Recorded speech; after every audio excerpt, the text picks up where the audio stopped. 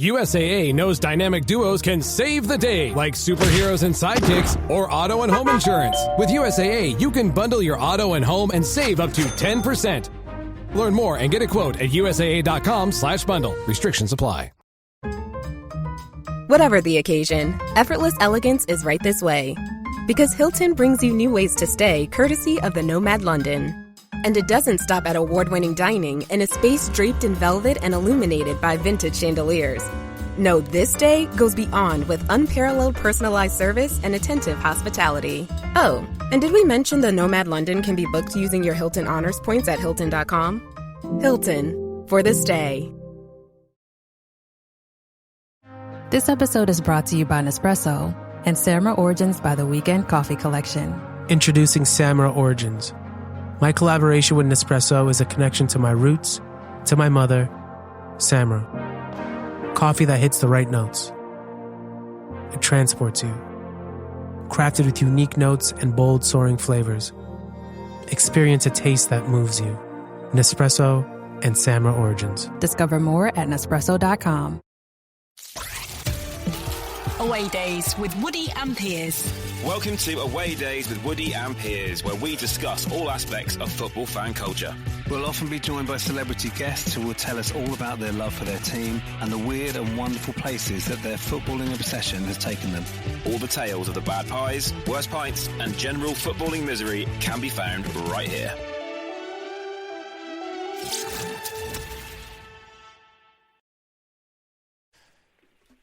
So hello everyone, welcome to the end of season, not awards, like dressing down. Like Will, our producer, joined us. He's just finished throwing teacups at the wall. Dressing us down after an okay first season. What say you, Will? A very good first season. I did not give you a dressing down at all. It was a lovely, rewarding chat about where we need to get better for next season. No, we were talking about running us hard in pre-season. Oh god, we were talking about dream guests. We were talking about what hopes and dreams we have for the new season, so that we can keep delivering excellent results to the dear listeners. Like a true footy manager to me. For those of you who don't know, Will, our producer, is often lurking at the top of the stands, like a sort of good old sporting director. He's a Nottingham Forest fan. Not to be mispronounced in any other way. We've heard of that before. And yeah, we just thought we'd have a little chat and just summarise the first season as a podcast team. Me and my mates, we've talked about this on the podcast before, but when we get to the end of the actual the year, we'll text each other what we think our personal scorelines would be from the year that we've just experienced. So I think Sorry, is it end of season or like calendar year? No, calendar year. Right, okay. Like, how was your calendar year, but in a football score? Right. So yeah, going on our pre-match teacup throwing dressing down from Will. I'm gonna say there's some positivity in there. I'm gonna say it's been a good 2-2. Solid. Okay. Right? League. Where would the league? What league position do you think you'd finish in? Ooh. League position? Oh, we never talk about that. I think we had a little flirt with the playoffs and then ran out of steam a little bit. I think we've been like on the beach since March, really. Never in danger of going down. Do go back and listen to those episodes. Yeah. Especially in March. Yeah. I'm going to say 10th. Yeah. Okay. 10th, I promise. A solid first season up, I'd say. If you're promoted side, you're sort of looking at a 11th or 12th. Kind of your very solid season, maybe a little cup run in there. Yeah, manager didn't get fired, so that's good. Yeah, kept most of the squads, added to the squad with some decent names. Had a little cup run at Spotify away. That was good. Yeah, exactly. Spotify away. Yeah, we got them twice. We got them in the FA Cup and the League Cup. Yes, yeah. Very true. Piers won the League Cup game, if I remember correctly. Yes. What, with your mum phoning about Asda? Nice one, Mum. Last minute winner. It actually popped up back post, nodded it in. Yeah, but this is 10th in. I'm going to 10th in a 24 team league here. This is not. Oh, okay, yeah. 10th. Not okay, I'm afraid we don't deal in Premier League placings in this. We're lower league. I think that's fair. That's fair. We've got places to go. Have you guys got favourite episodes, favourite moments from the season? Well, moment of the season. Are we talking football season or talking podcast season? No, podcast season. Oh, okay, fine. Work. Okay. Favourite episode. Favourite episode is quite a tough one, actually. Yeah. Some of my favourite episodes didn't necessarily throw up my favourite anecdotes. So I really enjoyed. Go on. I really enjoyed having Seb White on. This is one of the most genuine people I've spoken to about what it is to and also his like absolute love of two clubs, and he's been extremely involved in two clubs. I don't think I've ever met anybody who's been so involved in two lower league, non-league clubs. Yeah. And yeah, there was a lot of good stuff in that. I'm still haunted by the story from Claire Tomlinson driving all the way up north without a radio to not realise the game was called off. Like, the levels of anger. I think I'd smash my own car up, just burn it and claim the insurance. I'd be that angry. She seems so chilled about it. She's like, "Oh yeah, happens." Yeah, there's a lot of long drives in there. A lot of car stories. The limo stories from Piers I enjoyed a lot. I think listeners, I edit these episodes, and there's I'm so sorry. Yeah, there's a few bits that don't make it, but on the most part, I'm not too brutal. I like to keep most of it in. There was one particular guest which I'm actually not going to name, but I had to remove a lot of stories from that episode. And I would like the listeners to have a think about who that might have been. I think I know who that is. Yeah. I really enjoyed the Jono Yates episodes with his food stories, because I think it was an interesting take, because firstly, he's a Man U fan, so we don't really want to hear about Man U too often. But hearing the food stories of where was it, Rochdale or wherever he went and consumed half of Rochdale. Yeah, Pakistani street food. Yeah, I'm still hungry now thinking about that. Yeah, he's got a great job. Yeah, and then I love Stuart Laws. I was going to say him as well. That was quite poignant, like towards the end, as he talked about people going to games and like the things you don't really consider or understand if you're not faced with that sort of thing. Absolutely, yeah. I think the way he talked about neurodiversity and his sort of relationship with football and as someone with neurodiversity, I thought it was fascinating. But he's just a lovely guy, very knowledgeable, very entertaining. We've actually had him on 2 of our sister shows, so he's done the holy trinity of Lock It In shows because we love him that much. But yeah, so I always enjoy hearing his voice. We should get like a hat-trick ball made or something. Yes, we should. We should. He can get a Lock It In padlock or something. Yeah, and then I've enjoyed the A to Zs because I think it's been really interesting hearing from listeners or sort of people that we know about weird and wonderful places around the world, Bochum and Celta Vigo, and but then obviously our kind of the likes of Derby County. And Dundee and Dundee United and Exeter and whoever else, Burnley. We've had some good sides in there, so I'm looking forward to doing more of those in the new season. My biggest regret about doing these A to Zs and doing some interesting research into various places that I haven't been is just the barrage of TripAdvisor messages I get. Suggesting where I should be going in Empoli and Dundee. You need to be doing it on private browsing, Piers. Come on. Yeah, it's easily done though, isn't it? Anyway, I've got so many recommendations for Empoli, so when we pop over there, we'll have to go for a week. I think. We might have to actually go on tour, just to tick them all off. Listen, you don't need to convince me. All right, I'll go to all of these. I think we should do like a good, bad, and ugly, like weekend where it's like go to like the nicest sort of away day, something like an Empoli, you know, amazing food and what have you. Bad should be like the most like scabby place possible, and I'm not going to name one. But then ugly should be something there, blimey. Yeah, something like the Holy War, or like what's the most Aggie derby possible, or like Istanbul derby or something like that, you know. Yeah, I think we should put together a little wish list of places we want to go to and games we want to go to, and submit them to our wives. Yeah, exactly.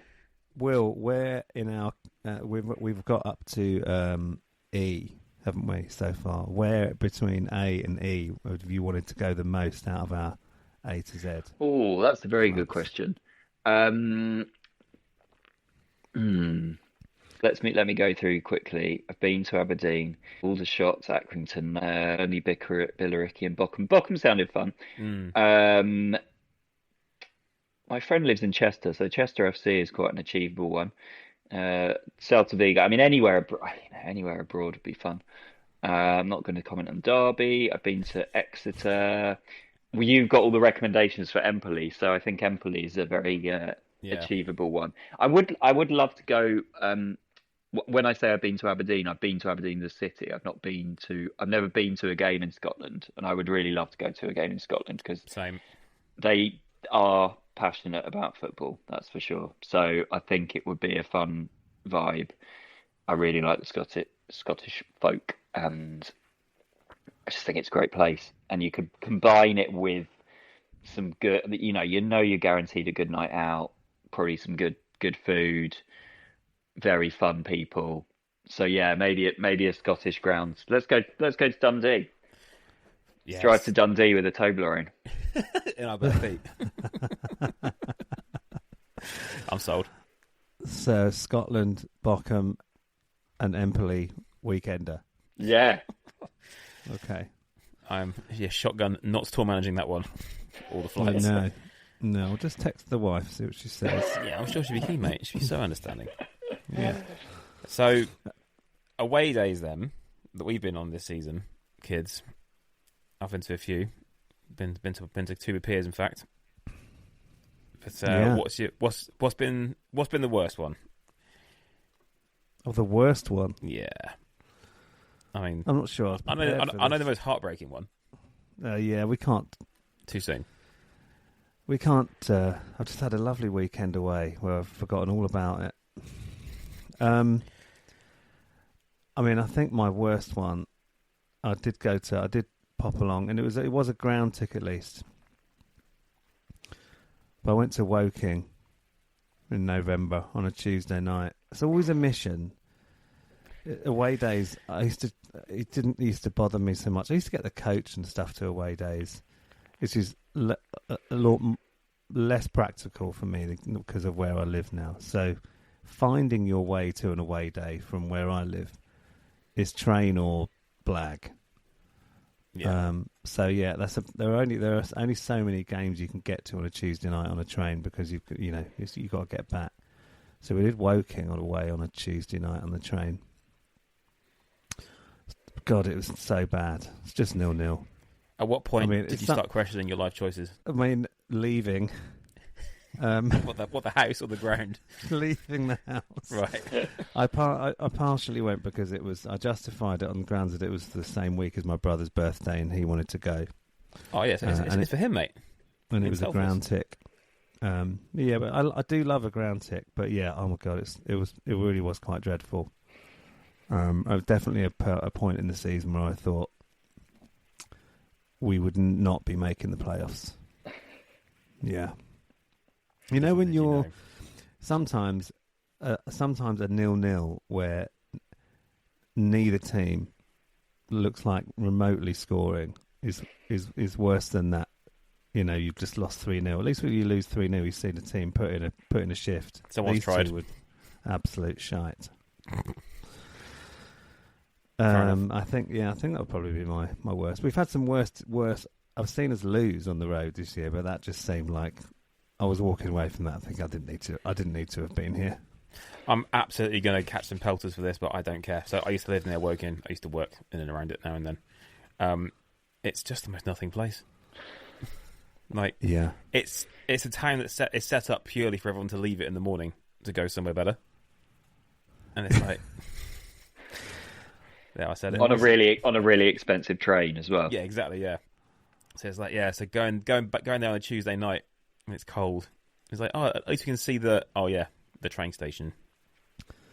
Yeah, we were spent quite a while in the Spoons. When you spend all of your drinking time on an away day in Spoons, there aren't many options. No, I've only been to Woking. I've been to Woking a few times, but only ever to and this is a massive dropping a name here, but to Paul Weller's studio, where to do some content there, and that seemed fine, his studio. But I did find out that right next to his studio, there's like a really well-known dogging site. So that's what I know. That's what I know about Woking. I'll Dogging and Weller. I'll put that in my list of unexpected things to be hearing on our podcast. The bingo card's getting quite extensive these days. But yeah, and also, obviously my worst away moment was last week. Yeah, at Wembley in the old playoff final. I was listening through to some. I remember we had Ian Winwood on, and he talked about Barnsley losing in the playoff final to Sheffield United in the last kick of the game, and he likened that to being shot, which now I've suffered quite quick fire playoff final defeat deep into it and the second half of extra time. I kind of know what he means. Maybe with an air rifle, rather than anything stronger. But yeah, that's going to put those 2 minutes into the bin of 24-25. Yeah, right into the bottom of it. Well, and it set it on fire. Yeah, having seen us lose at a playoff final, but we didn't turn up. I think I can say that's probably worse. At least you guys were in the game for most of it. You had a chance. There was hope. It's when you go all that way and there's no hope. It's like, ugh. I have been talking about this since, and I've said a lot of times, I'd rather have just lost 2-0 and gone 1-0 down in 4 minutes. Yeah. So it's easy to look at it from the other side. Yeah, to have it ripped away from you is harder, I'd say. Far harder. The absolute amount of kids as well, just floods of tears afterwards. Like, yeah, not easy. Woody, what about you in terms of your worst away game this season? I can't actually comment because I haven't been to a bad away game this season because I've only been to one away game this season. Yeah, I've been to. You sound like one or two of our guests. I've been to a handful, probably not for the experience of the actual ground. I had a quite a good time, as I said before, going to Millwall away. But just the game was absolute dross. 1-0, never had a hope. Lost it on a mistake from a player who'll stay nameless. God love him. And that was that. They shut us down. But I'll give a shout out to my nephew and my dad. So my dad took my nephew to his first away game of the season ever. Away at Cardiff. Wow. Under Wayne Rooney. We got done 5-0. Oh. He was so excited, bless him. He's like, we're going to go somewhere new. First time in Wales. It's like, a different country. Yeah, it'd be great. New ground. And we got absolutely Wayne Rooney, I'm afraid. That was his first away game. Yeah. Do you remember? He won't soon forget it. Do you remember Reece Bibby talking about his first away game? I do, yeah. Getting mauled at Old Trafford. 7-1. Was he undercover as well? He was undercover, and he also left early and missed their goal. Oh yeah, that's right. Yeah. So basically, they lost 7-0. Yeah, so I was lucky enough to only go to. I had a 100% record away, but I was undercover, as I always am, as a terrible Forest fan. I went to West Ham, and the previous 2 seasons since Forest have been promoted, I've been undercover at West Ham. First season, so 2 seasons ago, we lost 4-0. I left at the fourth goal, which was scored by Mikel Antonio, former Forest player, and that was enough. I was like, I'm done. And then the last season we lost 3-2, but we pulled level both times, so it was an exciting game, and I was like, okay, fine. But the whole way through the game, the West Ham fans were like shouting for David Moyes' head. Be careful what you wish for, boys. And then this season, we only went and beat them 2-1, and it was so satisfying because I was just sat there like hands under my legs. We went 2-0 up. It was so easy, and then Jarrod Bowen just scored like a brilliant goal because he is their only good player, really. That's mean, actually. Wan-Bissaka is very good. But yeah, it was gloriously easy, and I actually the London Stadium's horrible as atmosphere wise, but the build up to going to the London Stadium is excellent because you can go to Hackney Wick and drink at all the brilliant cool little bars around there. There's even since last season, there's 2 new ones. They do good pizza. It's a great setup, and then you just walk to the ground, and as long as you get into the right queue, you can get in quite quickly. And then there's all the kind of stands within the ground as well for easy, like getting a beer and going for a wee, and those pre-match things, wonderful. But then the 90 minutes of football, the atmosphere is dire. So yeah. I sort of don't feel as sorry for West Ham fans as they would like us to, because yes, Upton Park was a great atmosphere, but the pre-match and post-match in Upton Park was not one. Just to backtrack on you mentioning leaving early, I believe that is almost enough to trigger the dreaded vote of confidence from the board and our manager. We never leave early. Well, come on. I honestly, 4-0 and you're surrounded by West Ham fans. It's just like I'd had enough. I had a long trek back to Leigh-on-Sea. I was just like, no way. No, all right. I was sat with my oldest friend, who's a West Ham season ticket holder, and he was giving me a lot of stick, and I was just like, bye guys, see you. Love you, bye. There's his cut off, 4-0. Yeah. Okay, I'm gonna do some digging to see how many teams have come back from 4 goals down away from home. Not many. After Zoomies at the dog park, it's time for Drive Up at Target. In goes a big bag of kibble and 1 squeaky chicken toy for the good boy. Drive Up that's ready when you are, only in the Target app. Just tap Target. The new McCrispy Strip is here. Dip approved by ketchup, tangy barbecue, honey mustard, Sprite, McFlurry, Big Mac sauce, double dipped in buffalo and ranch, more ranch, and creamy chili McCrispy Strip Dip. Now at McDonald's. Ba-da-ba-ba-ba. Finding a new job is stressful. But with Indeed, it doesn't have to be. Just fill out your Indeed profile with your skills, experience, and desired salary. The more you fill out, the better your matches will be. And hearing from hiring managers will be 2 times more likely. Relax. That's your Indeed profile sending opportunities your way. Indeed, the world can work better.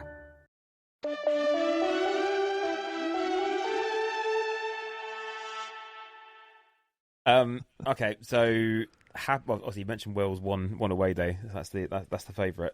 I'm going to jump in with mine first. I'm going to say Lewis was probably my favourite away day. Oh, babes. That was... What a day.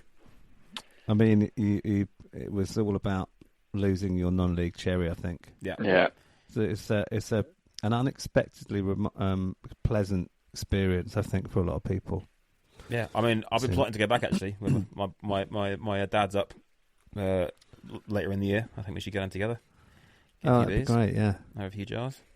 I mean, that was also me and you losing our live football cherry. Yeah, and you was, losing the absolute plot in the last minute as well. I mean, never leave early. No. Right? Never leave early. 2 goals in injury time. Yeah, and you see Piers sprinting the full length of the away stand. 2-0 down with 91 minutes on the clock. Walk away 2-2. Eat that. Yeah, I had a great time.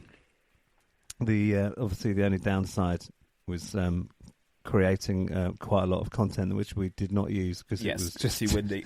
It was too windy. But you know, you learn, you live and you learn. Yeah. That was good. You know what my favourite away day was? You must know. So it was about 3 weeks ago. It was Forest Green, yeah. I mean, I don't know if I'll ever do anything like that ever again. Stupid. And that whole, again, it's that whole experience of being quite away from home on a Tuesday night. Well, it was a Wednesday night, but a midweek night, as opposed to like a Saturday day where, you know, you prepare yourself for a Saturday. You've got all that time before, you've got all that time afterwards. There's always that element of like, no one should be here. This is like everyone's got stuff to do, you know. But yeah, like the scrabble to get a ticket because of the weird situation that we were in, that we were only given 750, and suddenly about 2 or 3 times that wanted to go, and we were on this open terrace in the middle of Gloucestershire. Probably weren't expecting to win, equalised in the 117th minute, win on penalties, and then something I don't think I'll ever do again, which is even with the best wins that you see on TV sometimes. No away team spends half an hour on a home team's pitch. They just don't do it. Yeah. It was absolutely, honestly, it was absolutely mental. There's also, I think, that winning penalty would also appear in a what happened next section of a football quiz show. It's like, what happened after this guy scored the winner? He gets absolutely murdered by his own fan, knee slide to the head. Yeah. That was great. And just that feeling of walking around the pitch and just seeing face after face after face that you recognise, and with the biggest smiles, and knowing you're going to Wembley, that feeling of knowing you're going to Wembley, which clubs of our size, you only, you get that like once in a blue moon, right? Yeah. And I mean, I'll never forget it. And so the journey home, which, I got home I was talking about this the other day, right? So I live in Chelmsford, as you know, and I was in a car with someone giving me a lift. And we had somebody else in the car who lives pretty much in Southend, but he doesn't drive. And there's a direct bus you can get from Chelmsford to Southend. It's 1 an hour, and it takes an hour. It's all right. You can get the train, but obviously the trains only run so late. So I got dropped off. We got back into Chelmsford at 2:15 in the morning, and obviously I had everything that I had to do in the morning. But anyway. He dropped Rob at the station in Billericay to wait in Chelmsford to wait for this bus. The next bus was at 3. Oh my God! So he then got the bus, which would have got him back into Southend approximately 4. And it was a good quarter of an hour, 20-minute walk home from there. So he would have got in close to 4:30. But that's what we do, isn't it? It's what Brilliant. 100%. I followed that game. I was at the pub at the Broker, actually, where the three of us had been before in Leigh-on-Sea, and I was there with a group of mates and to watch the dreadful Spurs Man U final, which was just slopfest. Yeah, it's just so bad. And so I was following the game on my phone throughout that, and the Broker is quite notorious in the local area for literally having like no signal. It doesn't have internet. You have to be in a certain spot to get any kind of signal, which I quite like about it. But for then following penalties and beyond, also extra time and penalties, etc., was quite a challenge. And there were loads of different groups, because obviously the Spurs United game had finished, and then there were loads of sort of groups of tables who were all following the Southend game. Either like someone had managed to get an illegal stream of it, or was paying for DAZN. I don't know who does that. Or if it were me, I had BBC 5 Live or I think 5 Live Extra maybe, in my ear, and so I was keeping people updated through that. Other people had like FOTMob, someone was following on Twitter, but so they were all these tables were getting the goals at different times. So there was just like, way, and all those penalties. And then I think one table was just ahead of everyone. So we all went to that table and everyone was like gathered round the kind of little screen updating. It was such a funny way of following football. But it was glorious. And then everyone got some more beers in to celebrate. So it was a nice, memorable, if not weird, way of following the Southend game. I used to have one of those little radios that you'd hold to your ear. I used to take it to football sometimes. Yeah. And one Saturday every year, I'd always have people gathering around me to listen to the Grand National during the second half. It's kind of weird. I'd just kind of hold it out in front, and you'd have about 7 or 8 blokes just like whilst the game's going on, because it's always 4:15, and listening to a horse race whilst watching live football. And this Crazy. is why sport is just so good, isn't it? It'll never be beaten. No. Bringing people together. So for next season then, kids, what hopes and dreams do you have? So I've been,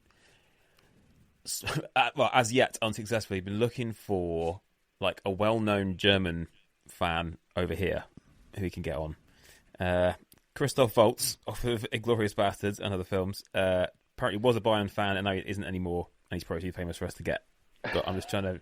I would love to get a couple notable fans of foreign clubs. Yes, that would be good. That would be good. Like that.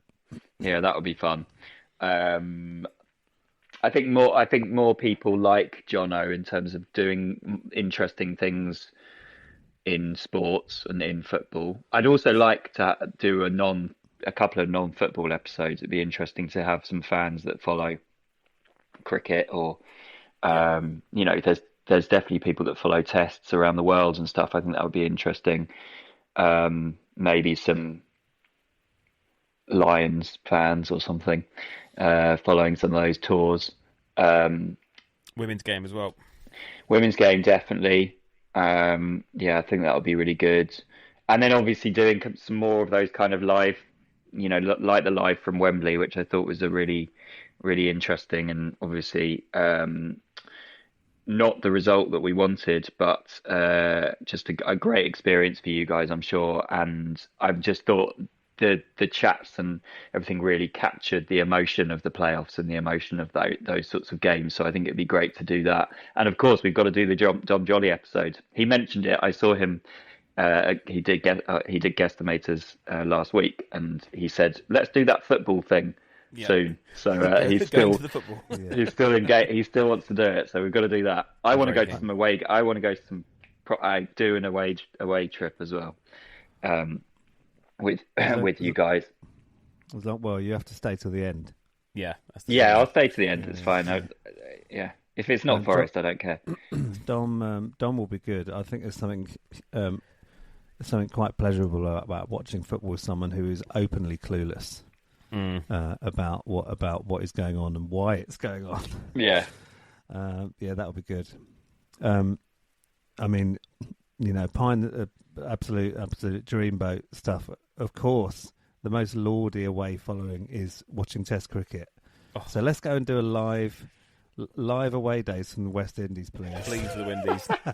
Or Boxing Day Test. But I think as long as I could. Bring the family, I think I could get away with that. But let's see if the powers that be. We had quite a funny experience at Spotify the other week doing Guesstimators, because Andy Bush, the host of Guesstimators, who is going to come on this show at some point, he knows nothing about cricket, and when we're at Spotify, there's often people milling around, whether it's James Buckley or Rich Osman or whatever. But cricketers, he certainly has no idea. And Stuart Broad and Joss Butler were in recording the first episode of their new cricket show, which starts very soon, I think. And he recognised Stuart Broad. We sort of saw them, and he saw Stuart Broad, and I was like, oh yeah, he knew him, probably because he's married to Molly King. I was going to say, are you Molly King's fella? Yeah. But Joss, he had no idea. And anyway, so that he thought they'd both gone into their respective studio to record, and so he started talking about cricket and saying his exact words were, "The thing about cricket is, I think anyone, if they put their mind to it, could actually be good at cricket. It's just that people don't have the opportunity to play it." And as he was saying this, Joss Butler was walking behind him. Oh, God. And me and Matt were just sat there like, "Oh no, you can't say this." God. But yeah, I'd love so to we need to get Joss Butler on. Well, yeah, get Joss on, or just take Bush down the net somewhere. Just get someone firing some 90 mile an hour balls at him. 90 mile an hour beamers, please. I know. Yeah, hilarious.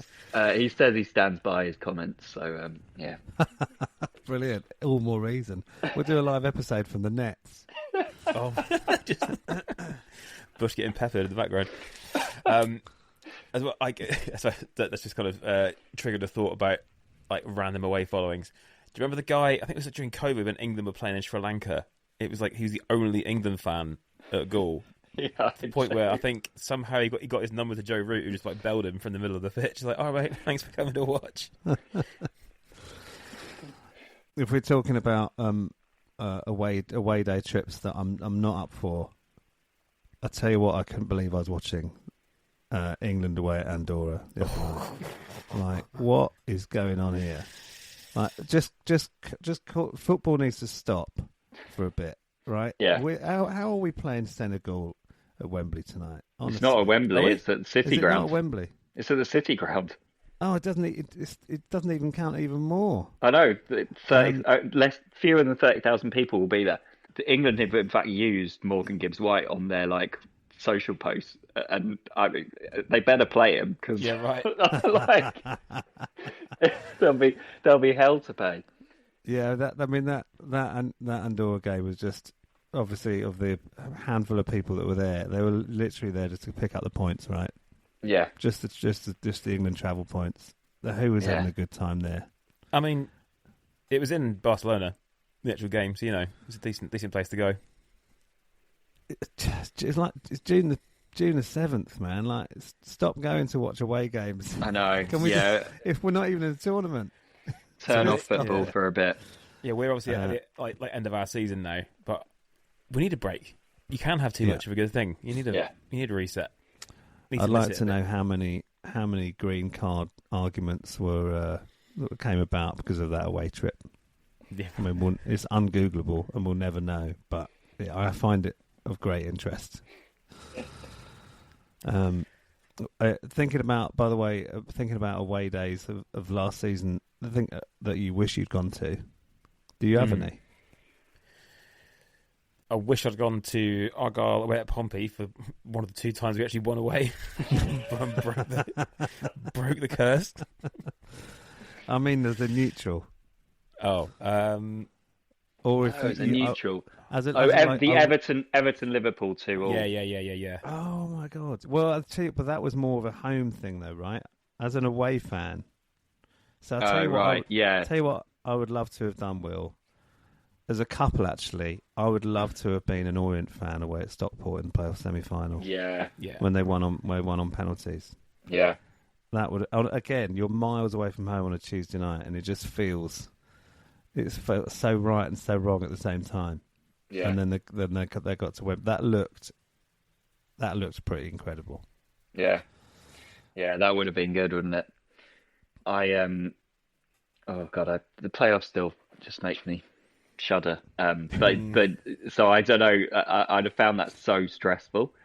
But coming out on top is a something else, isn't it? Yeah. Yeah, but as a fan of another team, it's hard. Forest had such a good season away from home, which is very rare because we got our first win over Man U for 30 years at Old Trafford. Same at Anfield.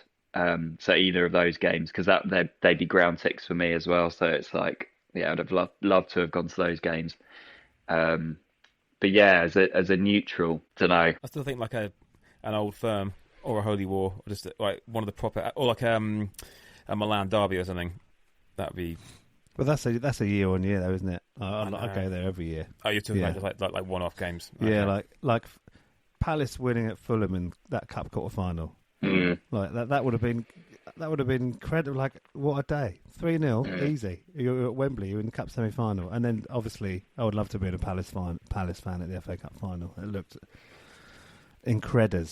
Maybe even Aberdeen winning the Scottish Cup. Yeah. Some of that journey there, that would have been great.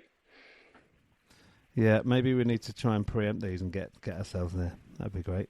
Imagine making an episode at one of those games. Would be fun. It would be good just as a little listener shout out, it'd be good for listeners to let us know, some of your favourite away games this season, some of your favourite moments, and also do send us guest suggestions as well. We're always interested to hear if your team has a notorious supporter, whether it's a celebrity or an influencer or a writer or someone. Do let us know, because we're very open to ideas on that. Very, very keen to hear people's thoughts. Also, for balance, we need to hear people's worst away games, please. Yes, always Right, the worst right. ones. Don't just give us your best. Oh, we won 4-0. We had a lovely day. No, I want your horrible days. Yeah, Schadenfreude. Schadenfreude. Yeah, yeah. He's that is ever present within me. Yeah, stay in touch across the summer. Yes. We'll be back in August, but we want to hear some fun stories over the summer to kind of keep us going and reminding us why it's so great to go to football. Yes, and you can let us know via @WoodyPeersAway on all the socials, or woodypeersaway@gmail.com if you so choose. And if you're listening to this episode and haven't listened to many of the previous episodes, go back and listen to them, because they're not time sensitive.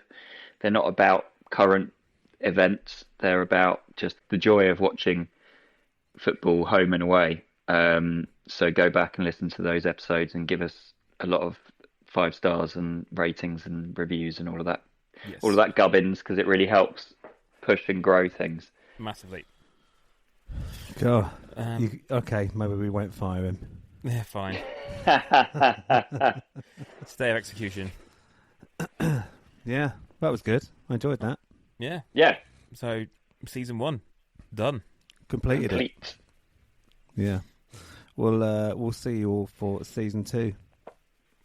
And Argyle's glorious return to the championship, or just grueling mid-table mediocrity. Who knows? Can't wait to talk about that. We'll see you next season. Right. Love you. Bye. Bye-bye.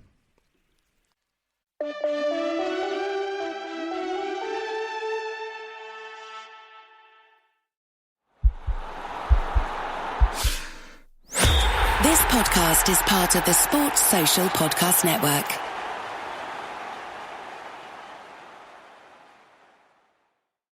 When we started writing our thoughts down on paper, it opened up endless possibilities. Ideas could grow beyond the borders of the mind, and it changed the world. Somewhere along the way, we lost touch with paper, distracted by devices made for every purpose except for thinking and focus. On edge, waiting for the next notification. But what if new technology didn't pull us away from paper, but brought us closer to it? Listen. That's not paper. It's the sound of the new Remarkable Paper Pro, rewriting the future. A paper tablet with a true color ink display, gentle reading light, and unheard of tactility. With digital features for taking notes, thinking, and organizing, without any distractions. Paper is about to change the world again. Get your paper tablet at remarkable.com today.